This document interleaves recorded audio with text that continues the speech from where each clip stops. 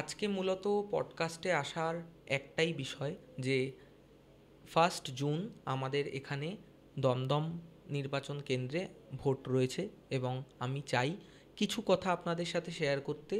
যদি আপনারা এই ভোট দানের প্রক্রিয়াটায় ভেবে থাকেন যে আপনি এই বছর ভোট দেবেন না, আশা করি এই কথাগুলো থেকে আপনি একটু হলেও প্রভাবিত হবেন এবং ইচ্ছা হবে আপনার ভোট দিতে যেতে। তো থাম্বনেলে হয়তো দেখেছেন যে আমি কাকে ভোট দেব।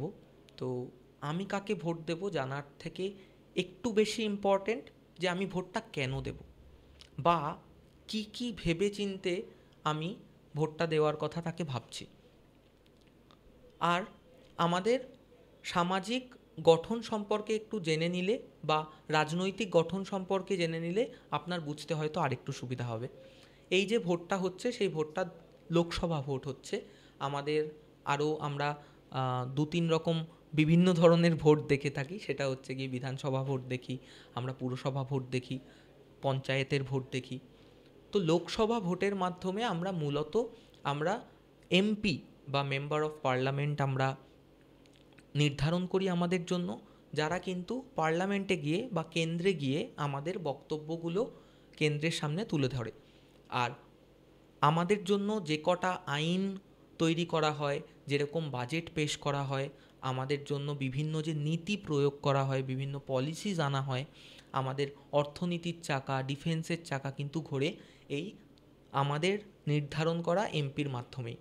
তাছাড়াও আমাদের যে বিধানসভা ভোট হয় সেই বিধানসভা ভোটের মাধ্যমে আমরা আমাদের চারিপাশের উন্নতির কথা ভেবে আমরা রাজ্য সরকার ভোটে নির্বাচন করে থাকি। এমপির ভোটে কেন্দ্রীয় সরকার নির্বাচন হয়, যারা দিল্লি থেকে বসে সমগ্র ভারতবর্ষটার ওভারঅল ডেভেলপমেন্টের কথা ভাবে, এবং প্রত্যেকটা রাজ্যের জন্য আলাদা আলাদা করে প্রত্যেকটি রাজ্য সরকার আছে, যারা কিন্তু শুধুমাত্র তাদের রাজ্যের এবং শুধুমাত্র তাদের আঞ্চলিক উন্নতিগুলো সম্পর্কে ভেবে থাকে। পশ্চিমবঙ্গে টোটাল 294টা সিট আছে, তার মানে 294 জন এমএলএ মিলে পশ্চিমবঙ্গে সামগ্রিক উন্নয়নের কথা বলে। এবং ভারতবর্ষে টোটাল 584টা, আমি যদি খুব ভুল না হই, 584 জন এমপি রয়েছেন, যারা সবাই মিলে কিন্তু ভারতবর্ষের সামগ্রিক উন্নয়নের কথা ভাবেন। এবং সেই 584 জন এমপি মিলেই কেন্দ্রীয় মন্ত্রিসভা গঠন করেন। 294 জন এমএলএ মিলে যেমন রাজ্যের মন্ত্রিসভা গঠন করে, তেমন 594 জন এমপি মিলে আমাদের কেন্দ্রীয় মন্ত্রিসভা গঠন করে। যেরকম পশ্চিমবঙ্গে 294টা সিট রয়েছে এমএলএর, তেমন সমগ্র ভারতবর্ষ মিলিয়ে টোটাল 4123 জন এমএলএ রয়েছে। তো সব মিলিয়ে যদি দেখেন কেন্দ্রীয় মন্ত্রিসভা, রাজ্য মন্ত্রিসভা, টোটাল ধরে রাখুন 5,000 লোক মিলে কিন্তু আপনার আগামী 5 বছরের পুরো ভবিষ্যৎটা নির্ধারণ করে। আপনার চাকরি বাকরি হবে কি না, আপনি ঠিকঠাক চিকিৎসা ব্যবস্থা পাবেন কি না, শিক্ষা ব্যবস্থা পাবেন কি না, আপনি আপনার নিজের দেশে সুরক্ষিত আছেন কি না, আপনার পলিসিগুলো কি একটা সামগ্রিক উন্নয়নের কথা বলছে, নাকি জাস্ট কিছু পুঁজিবাদী লোকেদের কথা বলছে, দেশের সমস্ত নিম্ন স্তরের যারা গরিব মানুষ তারা কি তাদের মৌলিক অধিকারগুলো ঠিকমতো পাচ্ছে, সেই সমস্ত বিষয় কিন্তু এই 5,000 লোক মিলে ডিসাইড করে। আর আমাদের দেশের জনসংখ্যা 140 কোটির বেশি। তো it's very important for the 140 crore people to turn up in their voting day to elect that 5,000 people. Otherwise কিন্তু আপনারা নিজের ক্ষতি নিজেরাই করছেন। আপনাদের মনে হতে পারে ভোট একটা ছুটির দিন, আপনাদের এটা মনে হতে পারে যে আমি যদি ভোট দিইও তারপরেও কি আমাদের দেশের যে করাপশন রয়েছে, আমাদের দেশের যে ওভারঅল ডেভেলপমেন্ট আটকে রয়েছে, কোনো দিন কি শুধরাবে? হয়তো শুধরাতেও পারে, শুধরাবে এই গ্যারান্টিটা আমি দিতে পারছি না, কিন্তু হয়তো শুধরাতেও পারে। তার কারণটা কি আমি বলছি, আপনি দেখবেন আপনাদের পাড়ার যে গুন্ডা বদমাইশগুলো রয়েছে, যারা রাজনৈতিক নেতাদের পাশে পাশে পাশে পাশে ঘোরে, তারা কিন্তু ভোটের দিনটাকে ছুটির দিন ভাবে না। মূলত যারা রাজনৈতিক স্বার্থেই ভোট দিতে যায় তারা কিন্তু প্রত্যেকে ভোট দিতে যায়। আমি ধরে নিলাম রাজনৈতিক স্বার্থে ভোট দিতে যাচ্ছে 20% লোক, সাপোজ। আর ধরে নিলাম বাকি 80 জনের কারুর মানে ভোটের কি ফলাফল হলো তাই নিয়ে কিছু যায় আসে না, ওকে ফাইন, কিন্তু তারা চায় যে হ্যাঁ দেশের ভালো হোক, কেউ দেশের বাকি 80 জনের কেউ কিন্তু দেশের বাজে চায় না। সো আ পার্টিকুলার পার্টি ওই 20 জনের ভোটটা কিন্তু পেল, আর 80 জনের মধ্যে 30 জন আপনারা গেলেন না, টোটাল 70% কিন্তু ভোট পড়েছে, ঠিক আছে? সেই 30% যারা মানুষ আপনারা গেলেন না, আপনারা কি দেখেছেন আপনার ভোটটা পড়েছে কি পড়েনি? হয়তো পড়ে গেছে। আমরা যখন ভোট দিতে যাই একটা বোতামে একটা চিহ্নে তো আঙুল টিপে ভোট দিই, এটা কোনো বায়োমেট্রিক থাকে না, রাইট? আপনি ভোট দিতে আসেননি, আপনার ভোটটা কি পড়ে যায়নি, অন্য কেউ কি গিয়ে আপনার ভোটটা দিয়ে দেয়নি? এটার কোনো গ্যারান্টি আছে?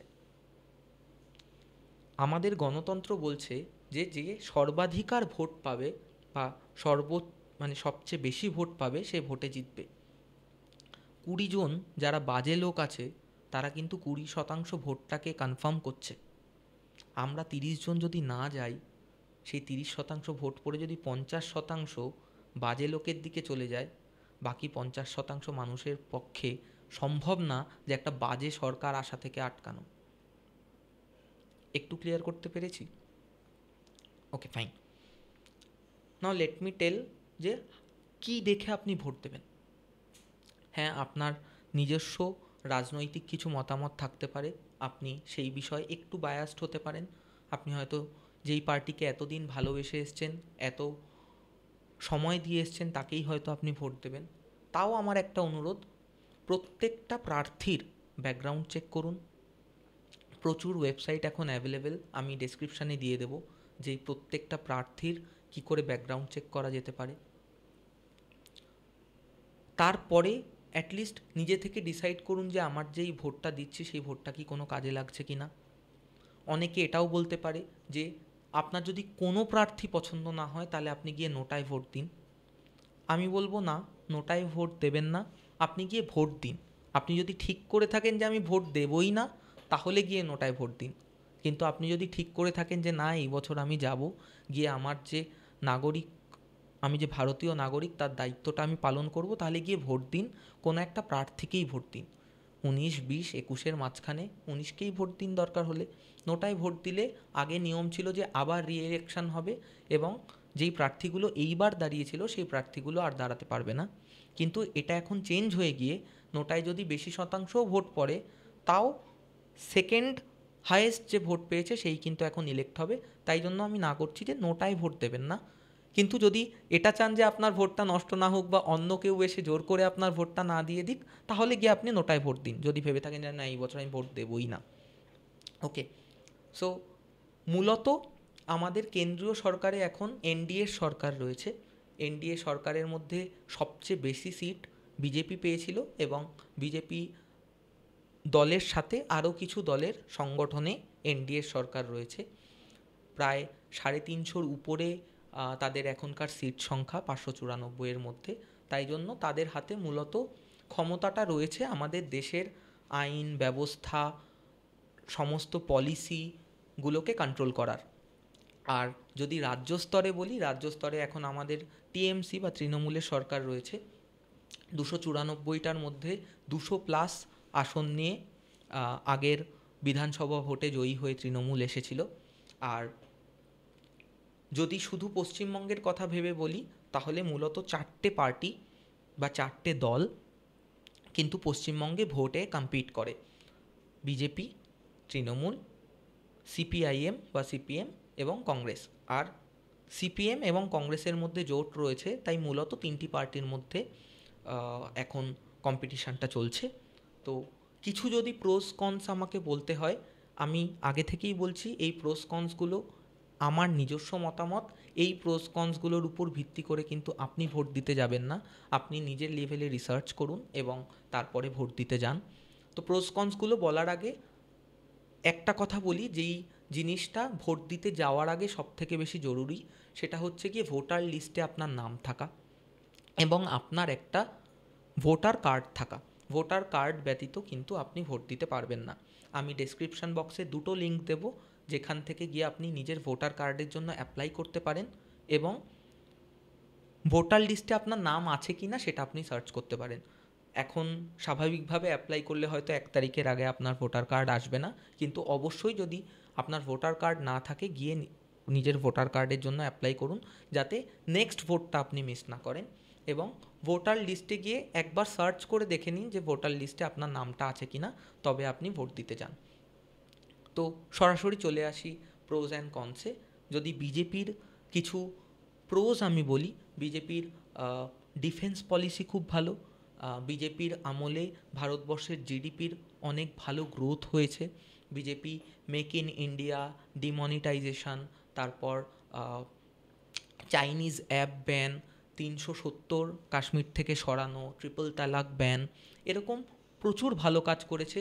যদি আপনি ইলেকট্রিসিটি আনার রেটটা ধরেন, আপনি যদি রাস্তাঘাট নির্মাণের রেট ধরেন, সেটা বিগত কংগ্রেস আমলের থেকে অনেক বেশি। এগুলো নিজের ম্যানিফেস্টোতে ওরা বলেছিল যে রাম মন্দির তৈরি করবে, সেটাও হয়েছে। তো এগুলো বিজেপির প্রোজের মধ্যে পড়ে। কিছু কনসের মধ্যে রয়েছে সামগ্রিক ব্যবহারের কিছু জিনিস, যেমন গ্যাসের দাম আকাশ ছোঁয়া, পেট্রোলের দাম আকাশ ছোঁয়া, দেশে আনএমপ্লয়মেন্টের হার বেড়ে চলেছে, জিনিসপত্রের মূল্যবৃদ্ধি হচ্ছে। কিছু কিছু বিষয়ে বিজেপি যথেষ্ট সাম্প্রদায়িক।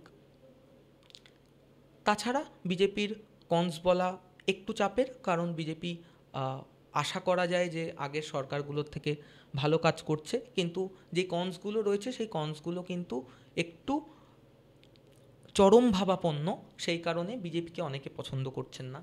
যদি তৃণমূলের কিছু প্রোজ অ্যান্ড কনস বলি, প্রোজের মধ্যে পড়তে পারে যে রাস্তাঘাটের ভালো নির্মাণ, পর্যটনের উন্নতি পশ্চিমবঙ্গের, কন্যাশ্রীর মতো প্রকল্প, স্টুডেন্ট ক্রেডিট কার্ডের মতো প্রকল্প, স্বাস্থ্যসাথী কার্ডের মতো প্রকল্প, এগুলো সত্যিই প্রশংসাজনক কিছু প্রকল্প।